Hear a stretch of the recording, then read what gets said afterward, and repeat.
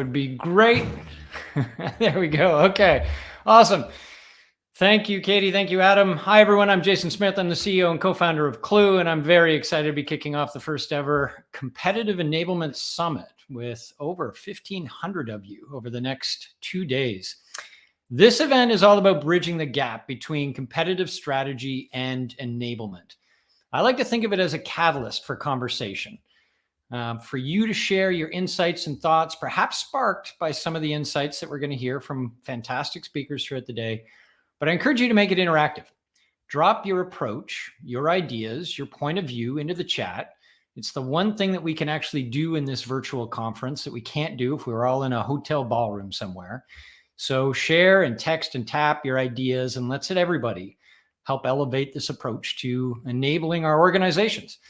So today we got this amazing roster of guest speakers, all of whom just volunteered their time to share their insights with everybody. We'll get things started with Stefan from Cisco, who I'm going to formally introduce in a moment.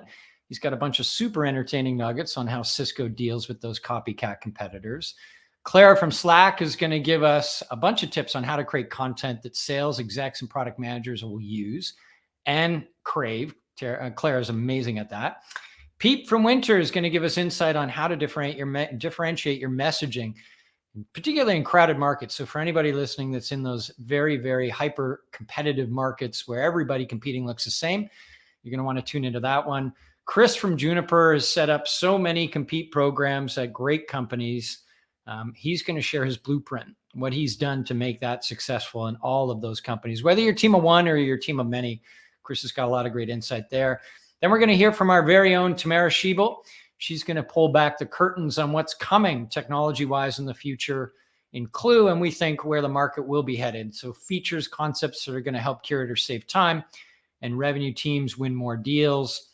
Then we have one of the most prolific sales authority in modern B2B selling, Anthony Iannarino, will speak to the jujitsu move of singing your competitors' praises before you take them out.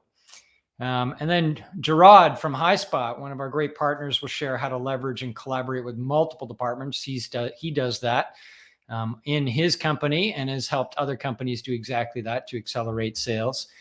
KD, an award-winning influencer in sales leadership, he's going to be joined by Klue's very own sales influencer, Jacob Gebrawald, and they're going to talk about how to effectively navigate competition in deals. And that leads me to Kyle Coleman from Unicorn SaaS Clary. He's going to share how to keep that trust with your prospect and maintain the competitive edge throughout the sales process, even when your competitor's throwing a bunch of FUD at your prospect. So, and then we're going to have 2 star-studded panels. We've got CE leaders from Dell, from Salesforce, Galvanize, Terry, Emily, and Jay, decades of experience that they're going to share of their lessons learned. And then an all-female panel sharing decades between Blair and Christine on sales enablement and what they've learned. So it's just jam-packed with goodness. Really excited about today and tomorrow. So let's start by talking about competitive enablement. This term, competitive enablement, we've increasingly seen it. We've seen companies like Stripe advertise for competitive enablement managers. We've seen it pop up in forums, on the PMA, at conferences like this one.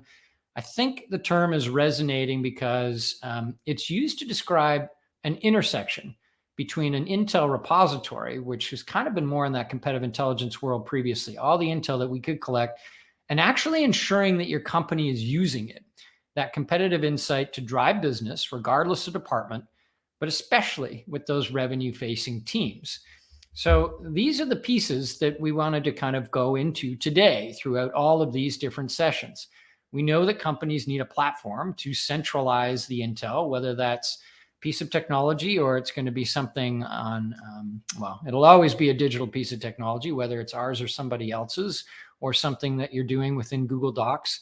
You need to centralize it, and then you got to convert it, and then you've got to convert it to intel, insight, and then enable every department to win.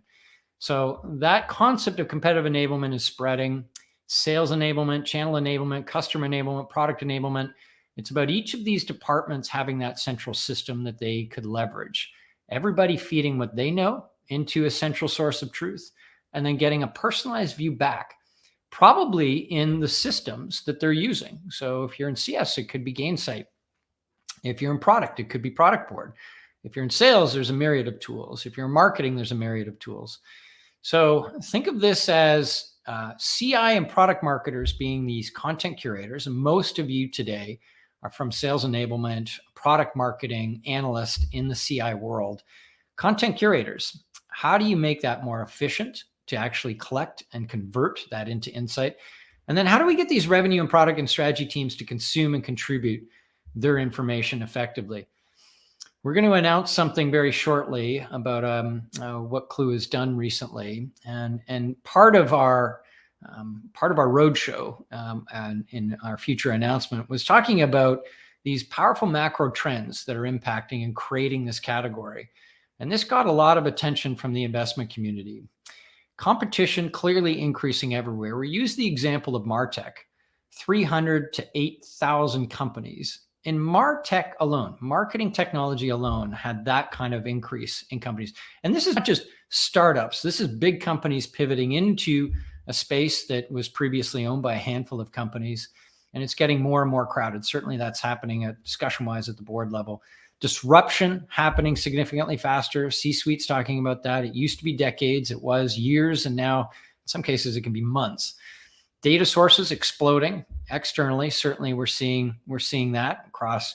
G2 really wasn't factoring in 5 years ago, and certainly it is today significantly. There'll be many more sites that continue to pop up. We look at 3 million different data points, and it keeps growing every day. And then we've got these prospects that are way more educated now and on what the options are. So by the time they hit your revenue teams, your sales teams, they have a good understanding of what the alternatives are. They need to, your salespeople need to know what those alternatives look like and what they're saying to those prospects so they can speak intelligently to the differences between them. And then these other bullet points I think are quite interesting. There's this digitization of sales and collaboration systems that's happening in the enterprise. Like, think of what we're doing now. Everything is through Zoom, but everything can be recorded. Then everything can be converted from audio into text and then mined. There's a lot of great intel that we can get directly from what salespeople are sharing, prospects are sharing, directly from what product people are talking about with their customers, and bring that back into that central repository for your company. APIs are making that possible to go two ways. And then we've got this whole machine learning trend that we're at the very, very beginning of still, even though it's been talked about for decades. It's still in the early days of taking all of this intel and reducing it down into something that's human manageable. So excited about those trends. But we all know that it's still super clunky inside companies today across each of these categories, the collection side, the curation side, and the enablement piece. And the enablement piece is the one that's often overlooked. Collection, curation is where we tend to focus, but getting people to use it is the gap. So this collection problem is pretty clear. We know that there's a lot of manual tracking of intel right now. We know it's scattered. We know that there's a lot of tribal intel from your team internally that drifts through Slack, drifts through Teams, drifts through email, and in notes and in docs. How do we get that out of all of those places? So external and internal. And then there's this curation problem. Once you get it all, it's way too much. So how do you sift through that and get the good stuff? Long time problem. And even when you get the intel, if you know that a competitor has done something interesting with some new AI feature, how do you take that and combine the G2 review that was interesting with the Slack conversation from your salesperson that dropped it in there having talked to a prospect, with the page change and the update that your competitor actually did on their own website? How do you take that collection of clues and make it an insight? There's a whole workflow, a UI workflow that's required to do that well. You got to provide context, and then there's a maintenance issue. Just keeping this up to date is a pain. And then the enablement side, often it's hard to find. Now we have a number of partners that are trying to solve that. Seismic and HighSpot and others are trying to solve the hard to find issue. The next piece is that digestibility of it. Do they really want to find a 17-page deck and then find their answer, sifting through to page 14, bullet point 4? Or do they just want to search and say, what kind of discounting will my competitor be doing in Q4? We got to make it digestible for salespeople in particular with short attention spans. And so stale content, and then the credibility piece is another one. They want to know if you're writing it for an executive, if you're writing it for a product person, if you're writing it for a salesperson, you got to be speaking their language. They got to feel like you understand what their world is. If you haven't been in battle and you're talking about what it's like to be in a gunfight, it just doesn't work. You need to actually get in there and understand it and speak their language. So these are all part of the enablement problems. And then the last piece is, even though we do all this stuff, how do we measure and demonstrate that impact? Hard to even know who's using your stuff, hard to know who's adopting and leveraging it. Ends up being reactive. And then we've got this ROI question of how do you connect back to, are we moving the needle at all with people actually using this? And we've seen across our many hundreds of clients now, a variety of ways that this is happening inside those companies. So in our view, we really want to see how you drive a fix to the entire compete system. How do we look at all of these sources, internal and external? How do we machine curate some of it? And how do we leave the humans to provide the great insights with a nice workflow there? And then how do we present that information in digestible ways? And then the distribution side, inside not just tools like Klue, but tools like HighSpot and Slack and Salesforce and Gainsight and Product Board. And all of this content that you're creating should be parceled into little cards that can be reassembled and viewed into any tool that your audience is living in. Generally, we all have a handful of tools that we're going to live in every day. We want to put our compete intel inside those tools.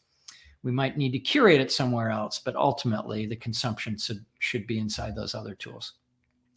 All right, so I'm going to get this thing started. We're gonna introduce Stefan Eller, who's a 24-year-old Cisco, or 24-year-old, Steph, close to 24-year Cisco veteran, and has worked in engineering, pre and post-sale support, product and strategic marketing, and is helping define Cisco's LAN switching, routing, collaboration, and cloud strategies. It's been more than a decade that he's been focused now on building Cisco's competitive intelligence function.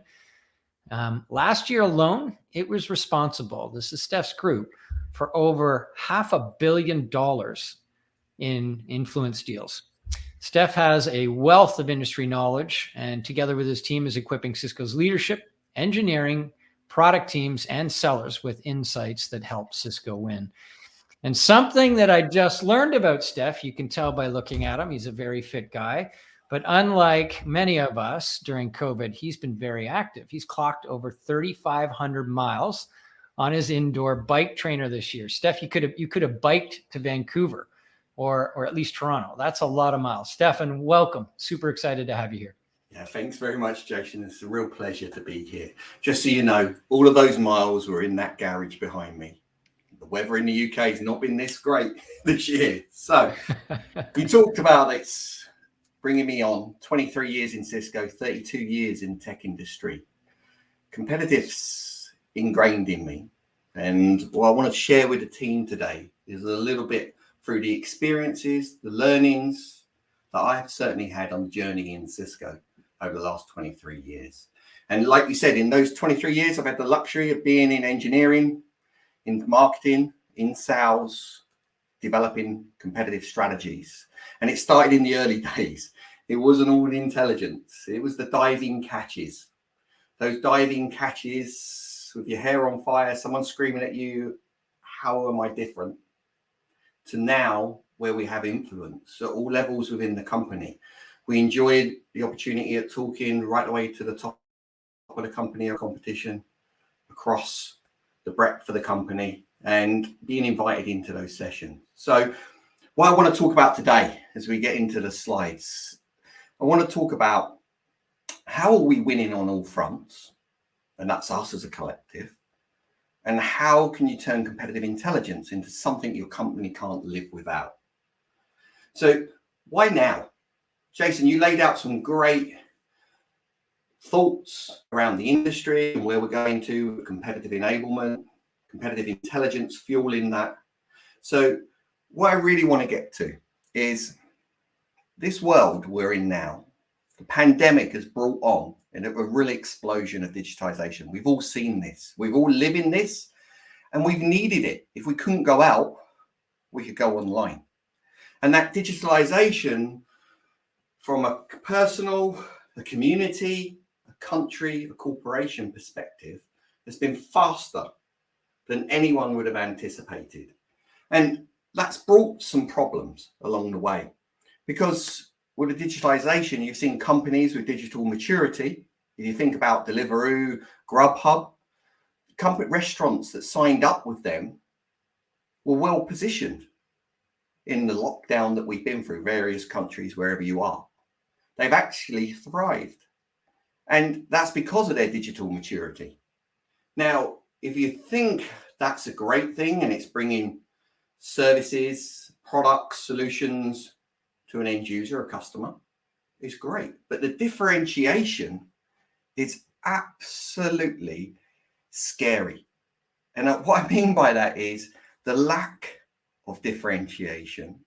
You referred to it as news, fake news, as a real example about the lack of differentiation of what's real, what's not real. You've got governments involved now with fake news.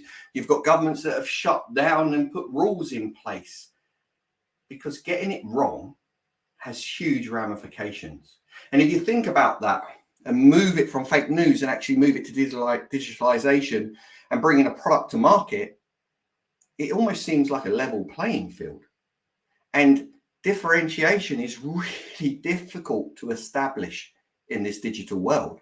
So if you think about elite athletes, they're looking at marginal gains. Every small thing that they can garner in order to make them better. So go back to a product, and I'm sure you've all seen the stories and laughed at them on the internet of, hey, I'm looking for an armchair and it needs to be this color, this shape, these wheels, these legs, all of those great things.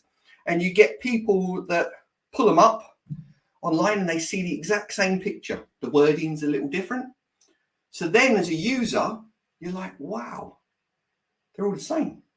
So what's the difference? Oh, it's the price. So you look at the price and you see them, the vast majority of them are within 5, maybe 10% of each other. And then there's one that's 40%. And in your gut, in your head, you're thinking, oh, it's too good to be true, but it does look the same. And then you think to yourself, okay, I'm going to go for it. And you read these stories of the armchair turns up and it's actually for a doll's house. It's not going to fit someone on my frame in that armchair. Yet digitally, it looked impressive. It looked the same. So as we look at competitive intelligence and how do you win on all fronts and how do you differentiate to make CI something your company can't do without, there's two approaches. So I'm from England, I'm in the UK, national sport, soccer. So we're going to use that as our visual aid as we go through this. And if you look, you've got two scenarios in front of you. Those two scenarios, got a tactical one on your left-hand side with one-on-one. I could affectionately call this the diving save, the diving catch. But typically, it's a tactical risk. You've got the striker in white, has to hit the ball and get it in the net. You've got the goalie in the background that has to stop the ball going in the net. Both on opposite sides. Pretty even. Not really much is going to differentiate. You might know as a goalie, the striker always kicks it this way. But what if they don't? It's a tactical risk. It's a gamble. It's a game of chance at that point. And we've all lived that world where I talked about affectionately in the early days, diving catches was about competitive data. So a sales guy comes in, he's got this fantastic deal. Customer's going to make a decision tomorrow. I'm up against competitor X. Why us over them? And they're looking to hand the responsibility of that to someone, some unlucky soul. That's typically competitive intelligence isn't their job. It's competitive data, and it's part of their night job. It falls on them. It's highly stressful. It's highly time constrained, and they're under-resourced to be able to come up with the answers. So they default Google, might look at an earnings report, might browse some product data sheets. But what they come up with is data points. And the chance of them differentiating your company as value over the competition are going to be slim. slim at best. So that's scenario 1 on the left. Then scenario 2 on the right, you can see strategic, calculated is a team. Look like they're the Brazilian team with the gold tops on, green shorts. They're well drilled, they're well versed, they're well read. They understand the battle they're going into. They understand how the game works. They understand the competitor, what they do, what they don't do, how they do it, why they do it that way. And behind them, off the pitch, is a whole team of people that are fueling that intelligence to inform them. They're our 2 scenarios. Let's go back to the tactical risk, because the tactical risk has huge ramifications. So we talked about how it's low value tactical competitive data. Let's move forwards to that slide. You can see, got a better graphic this time. Nice action packed. The goalie's actually saved the ball. The striker's probably holding his head in his hands thinking, oh no, I've let everyone down. The data points they had limited impact on the overall business. It's low visibility in the business because they didn't place a high priority on them. It means things are going to be impacted. It means the data didn't have really any insights. The poor soul that had to pull that together did their best, but they didn't have the time to collate. They didn't have enough diversity in the data points that they were bringing to be able to connect the dots to really drive differentiation.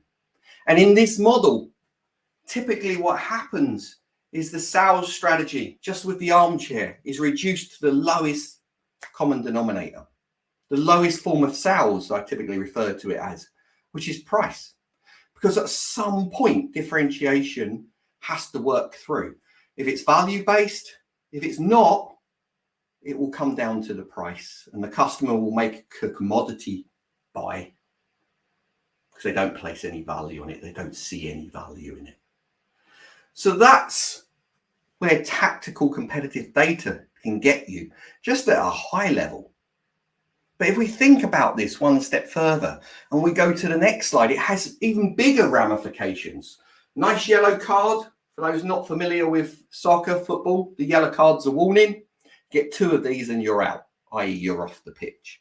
So what's the warnings and what's at risk?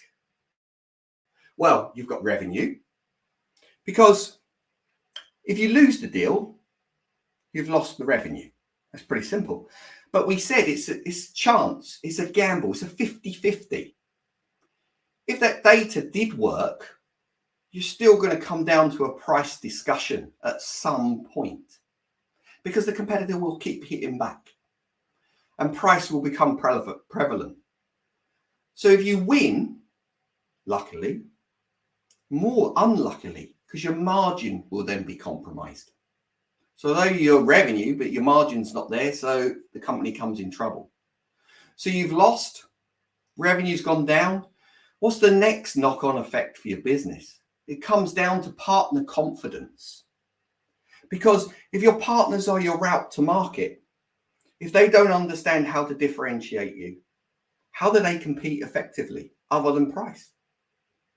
And they're going to be reluctant that if they're not going to make the money because it's based on price, to carry you, to sell you. So that's going to be a problem. And then one of the biggest problems is employee confidence. In this market at the moment, employee retention, getting the knowledge, getting the expertise is a massive discussion point. One of the things the pandemic brought about is people reevaluating their life balances, and they talk about the retirements, people stepping back out of industries, and it's across all industries. So retaining motivated, highly intelligent experts in your company is critical. But if you're losing, and you're losing revenue, margins, confidence, you lose your employees, they start getting, well, where's my value? What am I bringing? Where's my impact? Why am I here? All of these are knock-on effects. And if you go over to the other side, you start thinking about customer loyalty. Because if a customer didn't see value, they made a buying decision because of commodity we talked about. the differentiation was price only. So why would a customer stay with you? It's a really big problem to come back from this. It's like a snowball. It started as a little sail that fouled, and it started rolling down the hill, and it's got bigger and bigger, and it's gaining momentum. Now we're at customer loyalty. They've got no brand preference. They've got no loyalty to you because they made a price decision. Typically, the only way back from that is if the buyer moves jobs or moves companies. So then it gives you an ability to reestablish, but you're not at that point. And the last point, it could be your financial earnings, it could be market share. Both typically go hand in hand. And the market share is derived from analysts in the market. And if an analyst sees a company ailing or sees a company dropping, they scratch, they dig into it. Now they've got time. They want to understand what's exactly going on. And guess what they do? They start reporting on that. Oh, this company's failing, and the reason they're failing is they've got no differentiation, and they go for price, which actually perpetuates the spiral downwards and down. It's very hard to come back from that. You have to completely do a hard reset to get out of that hole. We can all mention companies that you look around that went through spikes like this. And it all came down to the ability to differentiate or the inability to differentiate. So how do you get the company and go to the other scenario where everyone's embodying differentiation? Let's have a look at that. Let's go to the next slide. And you think about the competitive intelligence team. I've just called out 4 groups at a high level here, typically 4 intrinsic groups on getting to market, staying in a market. But there's multiple other groups. I could talk about legal. I could talk about finance. I could talk about procurement and supply chain. We'll come back to that one because that's a big one in this day and age now. So this is your competitive intelligence team. And they're going to be the player in the middle that's the green superstar. Okay, that's competitive intelligence team. The peripheral teams are your competitive intelligence community. And look, having been in the majority of these groups, they are the foremost experts on their topic for each of the categories. Doesn't mean competitive intelligence sits above them, not at all. If anything, they're eternally grateful, thankful to being linked to all of these groups, to be able to have the conversation and the handshake of information flow. Okay, they feed off each other. So think about engineering. You've got all these engineers. They're going to go build a product. No, they're not. They're going to look at what's the market, what's the opportunity, who are the competitors, what do the competitors do well, what don't they do, why don't they do it, what do customers need. They're going to do all of this analysis.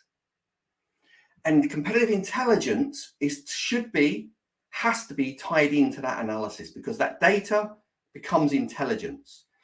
Based on that data, and the intelligence drives competitive differentiation. It's built in, it's inherent.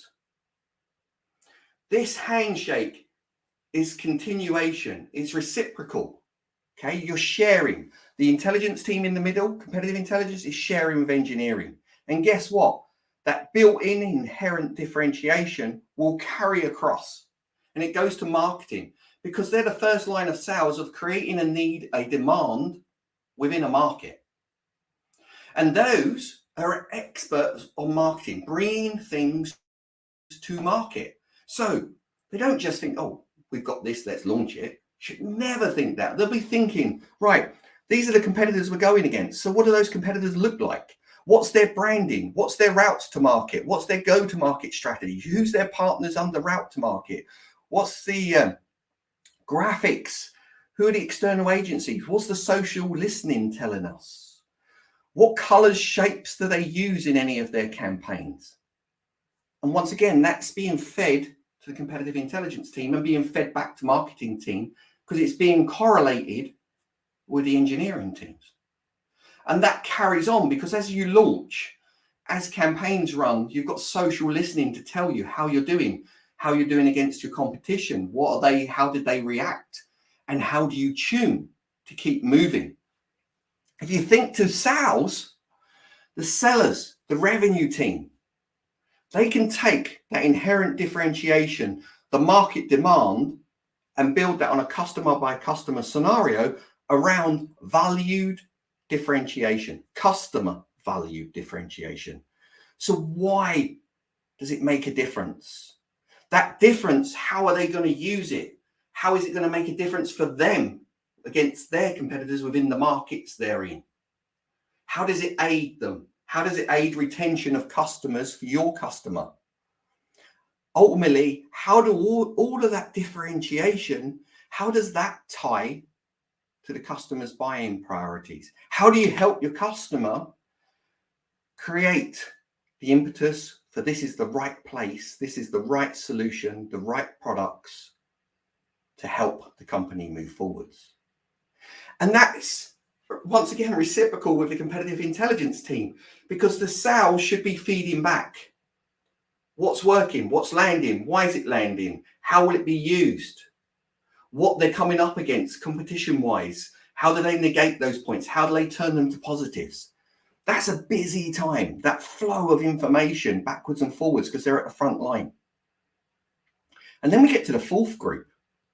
A lot of companies that I've spoke to, a lot of my peers, this doesn't always come up, which is, you want to hold your head in your hands and think, why? Because this is services. This is customer experience. This is the team that are holding the customer's hands whilst they adopt, whilst they embrace, whilst they make all of the things that marketing, sales, and engineering have created come to life as a differentiation. And that customer confidence, as they tiptoe through that to make it happen, should increase. If for any reason it decreases, there needs to be instant feedback. They need to understand what interoperates, what's the problems they're coming against. That helps the competitive intelligence team start connecting more dots. And then the adoption that the customer makes, ultimately, how far? Is it 10% or is it 100%? Will then dictate the loyalty that you've built with the customer, the trust, the respect, the relationship. And all of that counts in competitive intelligence, because all of that information that's simulated across all these groups needs to, guess what? It needs to go back to engineering. Why does it go back to engineering? Because it helps them derive better products, better solutions, better differentiation going forwards. And remember, we hung over on the right here, that supplier procurement. And I said, in this day and time, for various reasons around the globe, every industry has supply constraints. So if you were doing this successfully, your company has economies of scale with buying power, and translating that into honest, open discussions on what's happening with supplies will maintain the trust and respect with that customer. Sure, you have competitors come swinging in saying, hey, I can deliver in 2 weeks. And then there'll be small print, or then there'll be a miss. It's about giving perspective, and it's bringing intelligence to that perspective at that point. And it is a fundamental role of competitive intelligence to help feed that information. It's happening in the tech industry, happening in the automobile industry, pharmaceuticals. All of us are experiencing different supply constraints for different reasons.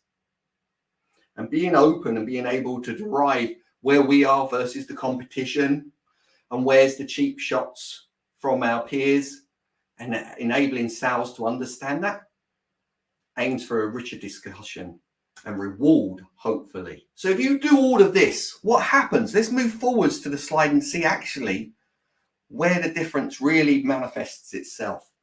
So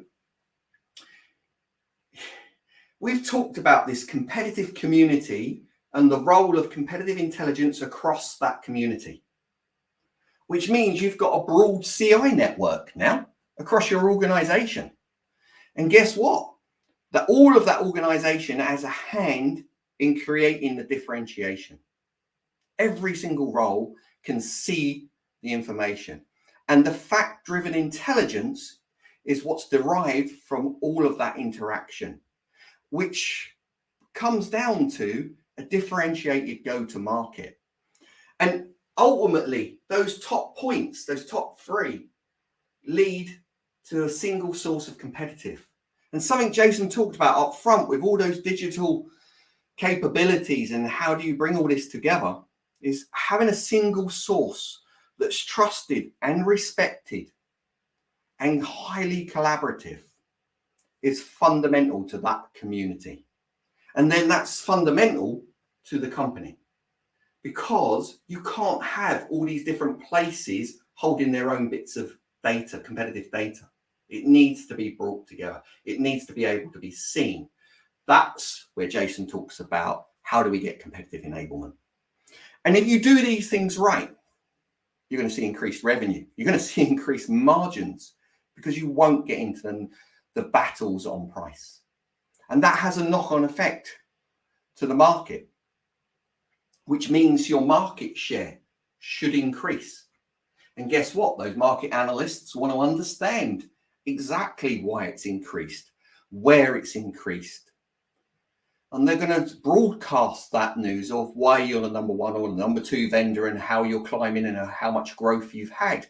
And it's going to be, you're going to get positioned automatically as a leader by those analysts in the industry, which is going to mean that you've got another marketing platform that's perpetuating you as a company. So instead of like in the first scenario, you're going down, down, down, this time you're going up, up, up, and you're going all the way to the top. And CI is intrinsic to this, which makes it indispensable for your company. Now, caveat here. You will always face the odd diving catch, even in this scenario. Be very clear about that. Don't be under any illusion. There will always be something that broke down in the process and you'll get called in. But the great news is it won't be stressful. It will be time constrained, and everything you can provide, you've already got. You'll walk the revenue team through all of those elements. Have they done this? Have they done that? Did they do this piece? How was it received? What happened next? Where do we go? We go here. You take them through all the data points, all the intelligence to derive value. And sure, you could lose. That does happen, happens to all of us. But treat that, a bit corny here, treat that as a gift. Because we don't win all, but we should learn from all. And that's critical. So when you do lose, throw your arms around that seller because they won't like losing. The arms need to go around, you need to hug, and you need to drain every piece of information out of them of why that happened. Understand every single step. If someone says to you price, in your head, flick it. It means value. Lack of value. Okay? Very rarely do you lose on price. You lose on lack of perceived value and understanding, typically, and then things like relate to relationship and all those good things underneath that. So make sure that you learn when there is a diving catch. You either learn through winning and what broke down to get you to the win, or what broke down to get you to the loss. And then you learn a great deal more from that. And it has to be captured, and that needs to be fed back, and that needs to make it to the single source of truth, the competitive platform. So if we move forwards, one more slide, let's look at what Cisco's done with Klue. It's about community, focus, accessibility and security, which then brings us results. So think about this. Within Cisco, we've got over 50 plus cross-organization curators. That's our competitive community. And that is vital importance. And every single person in that community plays a fantastic role from a subject matter expertise that they bring to that and they share. So that creates the community of valid content. The focus comes, we're tracking 300 plus competitors, but we focus on 45 that are significant to our business today. and what can impact business and how. And that's where that community helps the scale go here. They really help you scale up. And the content, it's got to be accessible. Guess what? It's got to be accessible from anywhere, by anyone that's got the authorization, from any device that they choose to gain that data on. And we do that through integrating Klue through our single sign-on that allows Klue to be shared and the information across multiple platforms and viewed through platforms. And that's led us to about just over 22,000 Klue competitive sessions in the past fiscal year. So it's really helped us, but there's more. So let's go to the final slide and wrap this up. Pitch Perfect UK for our US colleagues. This is the field. This is actually where the main event takes place. Okay. This is the CI realization. It's really important. I've boiled it down to 4 points, but they're intrinsic. They're fundamentals to competitive enablement, competitive intelligence. You've got quality content, goes without saying. Jason, you talked about a document with 7 bullets, 400 pages, and the information's in there somewhere. Same could be said for PDF, same could be said for PowerPoint. Yeah, lots of it's on PowerPoint. And you think to yourself, oh, I'm not going to read through 100 slides, 5 bullets a slide, hoping to find the bullet and then wondering what the context is of that bullet. It just doesn't work. So having quality content that is fresh and concise is critical. What do I mean by fresh? It needs to be timely. It's no good content having a date of 3 months ago. Sure, you can click a little switch that will constantly update you every week with the latest date. People work that out, right? And they feel cheated and they can't trust it. So you need quality content that's timely. The only way you can achieve that at scale is through a competitive community. Having those curators be able to touch that content whenever they need to and just go for it and make sure that it's validated, which means that content becomes consumable, which means users actually use it and they validate it and they leave feedback and they share. And the biggest form of flattery in competitive intelligence that I've seen is when people, our community, share information with you. Because especially sellers and services, they're the closest to your customer, so they're the closest to the competitor in any organization. And them sharing publicly available information that you might not have seen is a real dream at that point. So these are some of the lessons we've learned along the way. I'd like to thank all of you for tuning in. I hope this was useful. Enjoy the Competitive Enablement Summit. There's lots of great sessions, as Jason talked about, lots to learn and the opportunity to share. So thank you very much. And remember, from listening to this, you can do this. This is simple. You will make a difference. And that difference will be competitive intelligence. So thank you very much. Have a great day and cheers to all of you.